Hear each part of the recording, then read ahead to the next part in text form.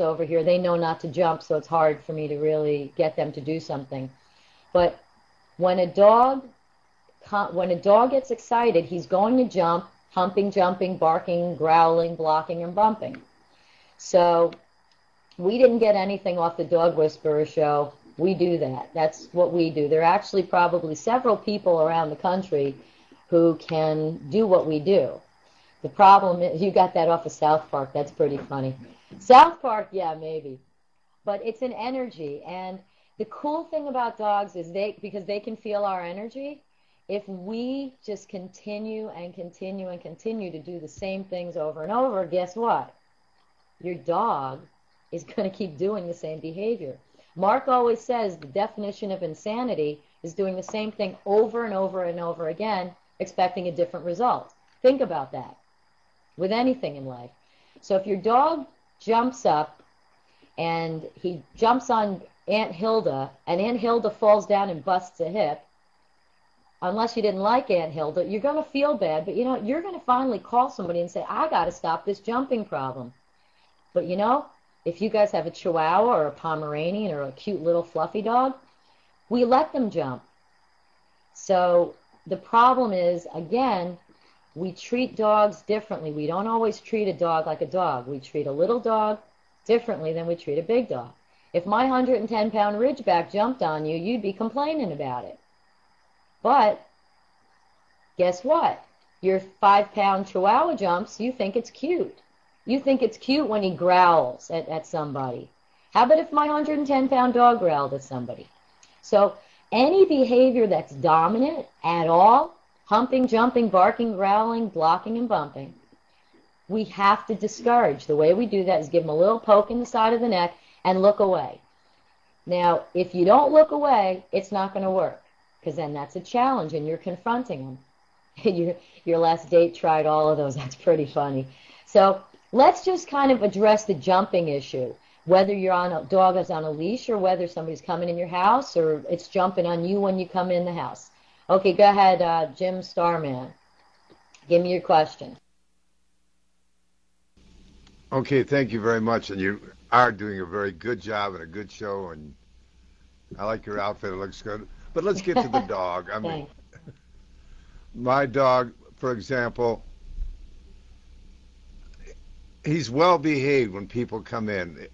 He won't jump on people. I've got him trained well.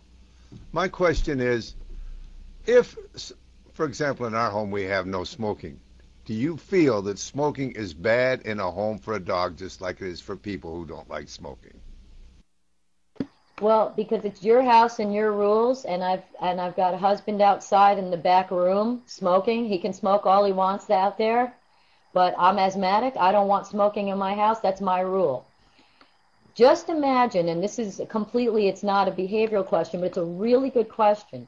Just remember that dogs' bodies cannot process toxins as well as ours can. And you know that ours can't process a lot of toxins too, because people get lung cancer and tumors and all that. If you smoke with your dog a lot, your dog will, I'm not medically telling you this, but your dog will be inhaling a lot of secondhand smoke. Now, if toxins are bad for humans, and dogs don't cough like we do. Humans get rid of things by coughing. I learned this at Columbia. I didn't learn this from Mark, but I learned medical thing. I was pre-vet. And I learned a lot of stuff about the body. Dogs cannot cough. So if a dog cannot cough, how is he going to clear all the toxins and the crap that gets into his lungs from smoking? That makes sense, I guess, if you think about it.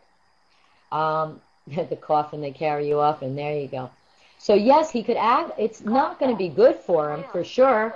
If anybody has any more questions, give him a call. But I mean, I'll look that up for you guys, and I'll give you a good answer next week, because I'll go online and check with some of the medical things. But as a general rule, you're just going to be thinking anything that dogs eat or inhale, they are not going to be able to process as well as we can. And all of us have seen dogs that are 8, 10 years old with big hunks and lumps and tumors hanging off of them. When dogs eat something, and a big part of our thing, is nutrition. Hi, Mark. Welcome back. I'm just going to finish up on this and then kick you back in. We're talking a little bit about nutrition, and we just talked about jumping. When a dog eats something or a person eats something, those chemicals can't be processed as well as we process them, and you know we don't process them all. So you can cook your dog anything. I give my dog had half my lamb chop tonight. That's okay. But think of the things that the chemicals, BHA, BHT, that are horrible for your dog. They're horrible for us. They're not even allowed in people food, but they're still allowed to have that kind of stuff. Now, Sexy Bobby, pizza's fine if your dog doesn't have an allergy, but if your dog has a wheat allergy, he's going to have ear infections and licking himself, and not licking himself like he enjoys it, but licking paws, feet, hot spots, everything else. So just remember, anything you give your dog is not going to be processed that effectively, so please be careful what your dog inhales and what your dog eats. Okay, go ahead, Mark. I just want to address real quick, number one, howdy, and thanks for joining our room. Somebody's asking a question about training more than one dog or trying to work with more than one dog. All you have to really decide is, out of those dogs, how many of them or which one of them are or is the dominant ones. And if you correct the dominant ones, the rest will follow. Now, when Janice and I go into humane societies and the whole place is barking so loud you can't hear yourself talk, we can get the place quiet within 10 minutes. We go after the ones that's the most dominant, barking for the reason of he's dominant, he's the leader. Once you quiet him down, the rest will happen. So just work on the worst dog if you would, and that'll help the rest of the dogs for that question.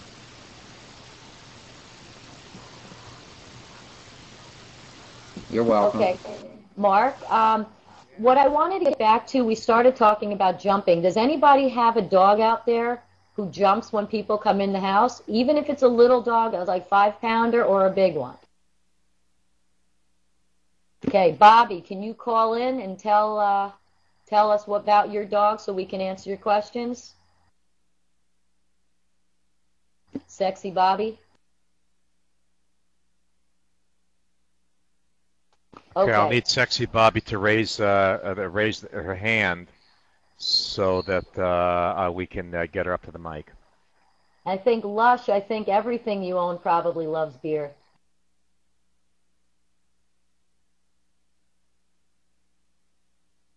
You have a lizard or anything, or